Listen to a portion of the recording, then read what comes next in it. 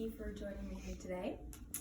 As many of us can attest, the 2020 pandemic has had major impacts on individuals' mental health. There are very few, if any, who do not struggle over these past few years. This is particularly relevant for those in education, as teachers and students struggle with the frustrations and isolation of remote learning. Student mental health has been on a steady decline for a while now, and the implications of the pandemic have not helped matters. In fact, student mental health continues to decrease, which has negatively impacted student performance. To combat this issue, students should be allowed to utilize mental health days. As mentioned previously, school-aged children's mental health has progressively decreased over the past few years. Here we have a graph showing the increase in depression and anxiety rates among children from 2016 through 2020. This data was compiled by myself from studies conducted by the Kaiser Family Foundation and Annie E. Casey's Kids Count 2022 data book. As we can see, there's been a steady increase in the depression and anxiety rates among children ages 3 through 17.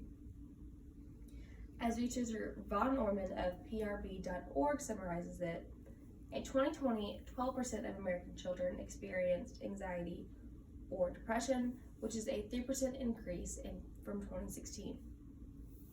Although the 2021 statistics have not been finalized yet, the 2022 data book suggests that the depression and anxiety rates will continue this downhill trend.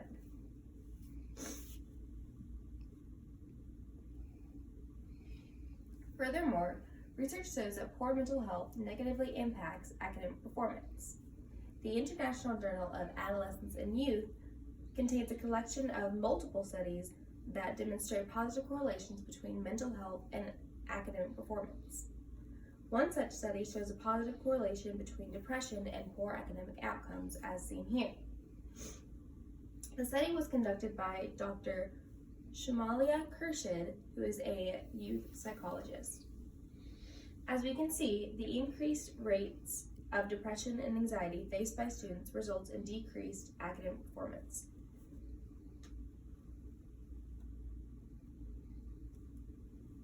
In order to prevent further deterioration of student mental health and performance, students should be allowed to utilize mental health days. The idea of mental health days is to take a day off school when the student is feeling stressed or mentally unwell, and devote the day to rest and relaxation. During such time, the student can engage in relaxing activities such as yoga, walking, listening to music, reading, or taking a nap. Mental health days have been shown to decrease stress and increase academic performance. According to Dr. Schinker of verywellmind.com, giving students mental health days makes teaching and learning more effective, as students will grasp concepts sooner and retain them more deeply if they experience less chronic stress. So what does this mean for our students? Well, as we can see, student mental health days will benefit students by reducing chronic stress, which in turn reduces anxiety and depressive symptoms. Also, students will have increased focus and learning retention, which results in better academic performance and more motivation to learn. So what does this mean for you?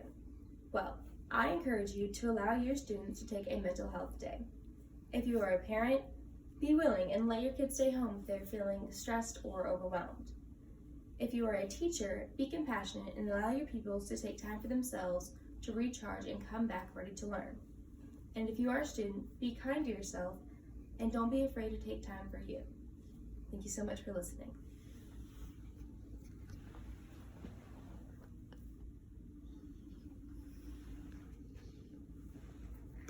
Is that it? I don't know.